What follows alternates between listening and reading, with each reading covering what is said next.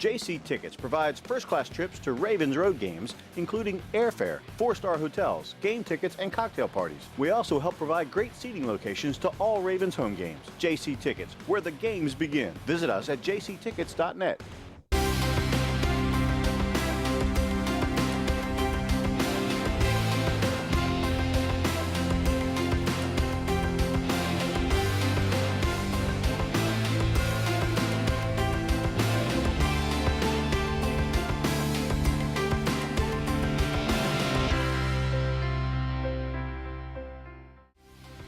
Ravens Wrap is sponsored by Bud Light, jctickets.net, Geico Insurance, Donaway Furniture, Ocean City Golf Club, RussellStreetReport.com, Comfort Inn Gold Coast, Holiday Inn Express, the original Green Turtle, hosted by the Blue Ox Bar and Grill. Welcome back in. It's the original Green Turtles Ravens Wrap Show right here on Comcast Beach TV and Delmarva's Rock Radio, the strongest Ravens affiliate on Delmarva, 93.5 The Beach. As it's Bike Week, by the way, we welcome all the bikers in as we can hear outside of our infamous Ravens room here at the Blue Ox Bar and Grill, 127th Street in Ocean City. Once again, want to thank the original Green Turtle, the Blue Ox Bar and Grill, Bud Light, the Comfort Inn Gold Coast, Geico, the Ocean City Golf Club, jctickets.net, which, by the way, folks, come on down to the show every Wednesday. There are tickets given out. You put them in a bin, and we draw winners for Ravens tickets in Baltimore, courtesy of jctickets.net. So come on down. You have chances to win Ravens tickets and other prizes from our fine sponsors as well. We want to thank the Holiday Inn Express at Northside in Ocean City, right next door to us. And, of course, Donaway Furniture that's provided us with this great set. And, again, they've got an in-stock outdoor furniture 50% off sale going on. Also, they've got the best prices on mattresses at the beach as well. Sleeve sofas for as low as $799. So come on out and check those guys out. I know I am in a couple of weeks. Donaway Furniture, 130th Street and Coastal Highway in Ocean City. Oh, and I usually do a little quick high school update. I want to congratulate Stephen Decatur, head coach Bob Knox and Stephen Decatur on their upset 30-28 win over Indian River last Friday night at Dagsboro. It was a heck of a win for them. And best of luck to the Seahawks as they host Queen Anne's on Friday at 7 o'clock. All right, guys, upcoming game, divisional foe, the Cleveland Browns, 1 o'clock kickoff at M&T Bank Stadium. It's the kickoff, the home kickoff for the Ravens. Now, last year we won both games, and we've got a fairly long winning streak against the Cleveland Browns. Last year at home, if you remember, it was a Thursday night game in which we won a close one because we were coming off of that Sunday night win against New England, short turnaround, and the final score in that one was 23-16. Joe was 28 of 46. He had for 356 yards. He ran for a touchdown. He threw a touchdown. Also, as a team, we ran 27 times for 101 yards. Brandon Whedon in that one had a pick, but he did throw for 320 yards against our secondary in that one. But Trent Richardson was held down, guys. 14 rushes, just 47 yards. If there was a bright side against Denver, and I know they don't run the ball much, we did a good job in stopping the run in that one. But it's a Cleveland team coming off a loss to Miami, 23-10. They've got a new head coach in Rob Shajinsky, who's been around quite a few different teams. He came from Carolina. He's an Ohio guy. North Turner's a new offensive coordinator as well. Ray Horton's the new defensive coordinator. Your initial thoughts on the Browns this year? You know, coming out of preseason, it looked like the Browns were one of the teams, you know, that could come out of nowhere and surprise and make a playoff run. Still could. I mean, they have this guy we talked about earlier, Josh Gordon, who is their deep threat. He's a clear playmaker for them. And when you take a guy off the field, he's suspended for 2 games, so he'll miss this game as well. But when you don't have a guy that can stretch the field like that, everything got compressed. The Dolphins do have a pretty good defense. They just could not get really untracked here, and Trent Richardson was kind of bottled up, and their tight end made some catches, though, and we saw what we did against the tight end this past week. So, yeah, the Browns have some potential on both sides of the ball. We're going to need to play.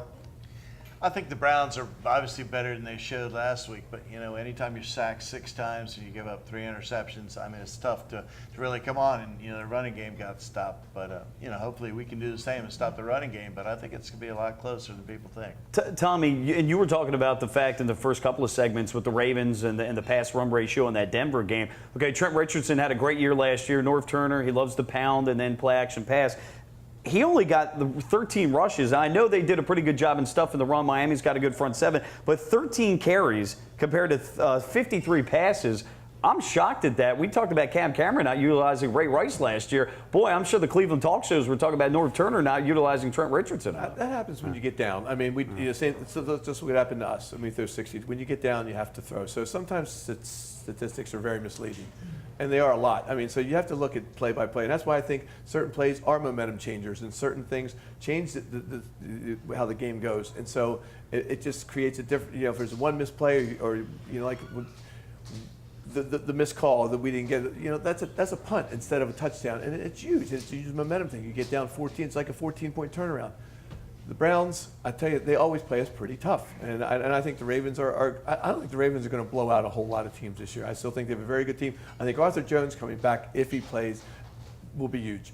But Trent Richardson, I'm not sold on, and I'm not a big Norv Turner fan. I mean, I know he says he's the best offensive coordinator, but I'm sorry, he was San Diego for 7 years. He didn't do anything as head coach. So, well, not a good head coach, but well, I don't care if you're a head coach or offensive coordinator. I'm sorry, I don't buy all that crap. I mean, Jason Garrett. I mean, seriously, he's still a head coach, but he doesn't call the plays. I mean, really, if you're not good enough to call the plays, why are you being a head coach? I don't buy that. It's just you're just trying to save face.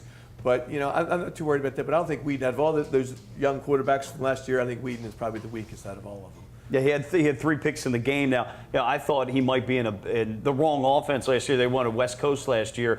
This year, they've got an Air Coryell attack, which matches his arm strength. They do have some speedsters. You mentioned their #1 receiver is out for a couple of games in Josh Gordon, but Travis Benjamin and a couple of the other guys are vertical guys. But they just didn't get it done. I mean, he was 26 of 53, had 3 picks. You talked about sacks 6 times. That's an offensive line that's pretty good, actually. Yeah. But they did have 2 guards that they had to replace, although those guys are fairly adequate there. And they've got 2 good tackles in Mitchell Schwartz. Of course, on the left side of the line, they've got Joe Thomas. But you would expect that they would try to come out maybe in this game and try to run the ball, take a little pressure off of Whedon in this one. Trent Richardson is one of those volume backs. He needs a bunch of carries. He's going to beat you up. He's like Jamal Lewis was a little bit, actually more talented than Jamal, but he can catch the ball. These Alabama backs can do it all, like the old University of Miami backs. They pass protect, they catch the ball, they run the ball, they run hard, they play hard, they'll smack you in the mouth. I mean, he needs carries so that he can punish the linebackers and punish people at the secondary. So you don't want to hit them anymore in the second half. And they didn't have a chance to do that. So I expect Trent Richardson to get a boatload of work. He'll catch some balls, and we'll see how good. I think our defense is up for the challenge there, Steve.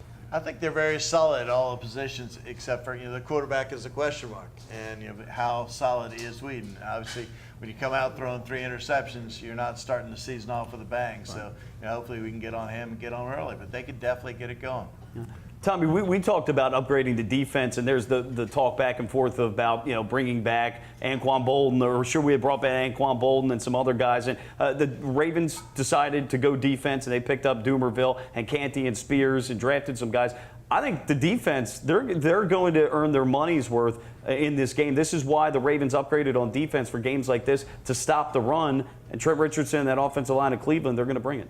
Right, and I think we all, as much as we love Ray Lewis and Ed Reed, and I think their time had come, and they're 2 greatest players ever played for the Ravens, probably since Jonathan Ogden. But you know what? It was time. So we all think that we're younger and we're faster and we're better. Now it's time to prove it. That's what the press is saying, and I think we are going to be better too. But they have to step up a little bit, and I think we're going to be okay against the run. You talk about Alabama backs. I saw Eddie Lacy, who played for Alabama, played for the Packers. He's gained about 8 yards last week. He did have a touchdown, but he fumbled the ball. He didn't look that great to me. So I don't know about Alabama running backs. But, Richardson to me is an outfit. Sure, Ozzie would like to have one. And I don't know if he's better than Jamal Lewis. I'm sorry, the guy gained 2,000 yards. I don't know about that. I wouldn't go there either, but he's got to earn it.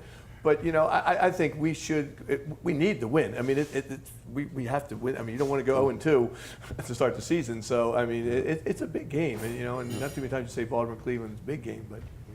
Well, John, let's talk about that. Our running game and our offensive line against Cleveland. That's a team that they're now switching to a 3-4 into Ray Horton. But our offensive line has to play a lot better. The health of Michael Orr at right tackle, we'll see. He'll be matched up against Paul Kruger at times. But in terms of the run game, this offensive line has to do better. And maybe we didn't run the ball enough, but they didn't play well against Denver. Bottom line, they got to do better.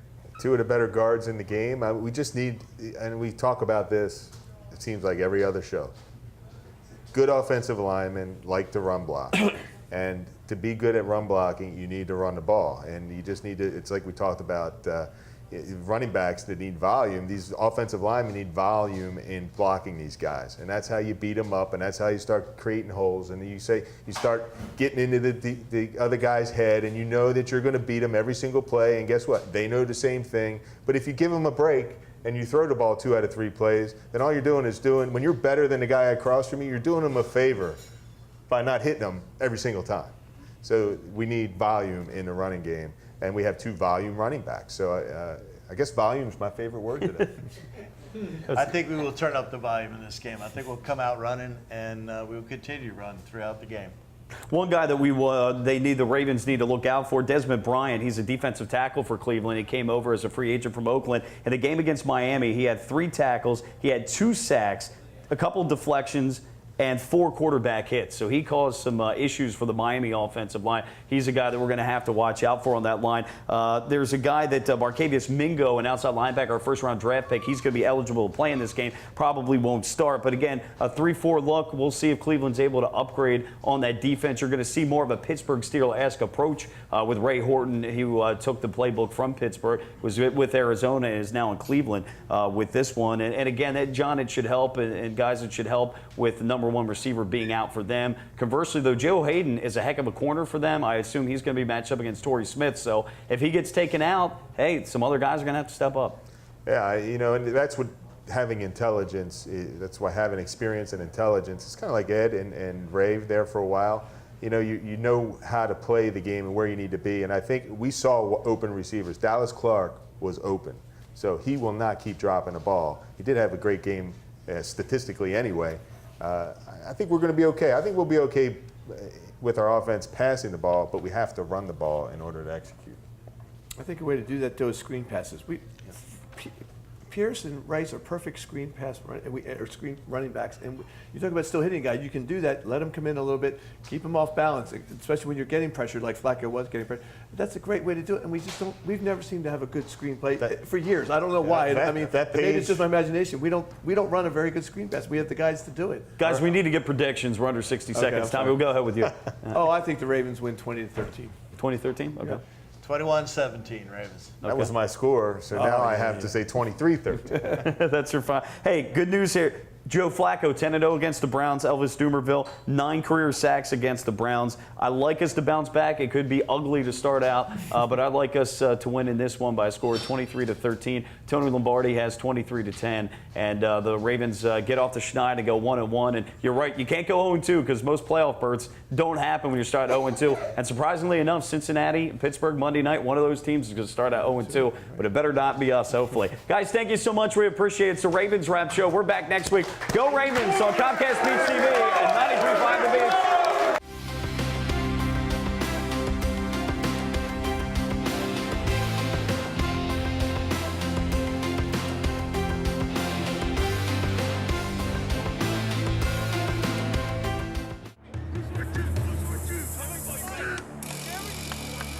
What's this all about? We're giving Rich the NFL experience of a goal line dive. Really?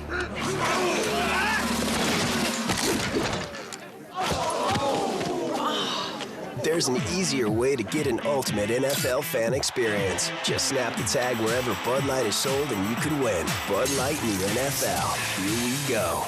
Can I make it? On the internet, yes. Into the end zone, no. JC Tickets provides first-class trips to Ravens road games, including airfare, 4-star hotels, game tickets, and cocktail parties. We also help provide great seating locations to all Ravens home games. JC Tickets, where the games begin. Visit us at jctickets.net.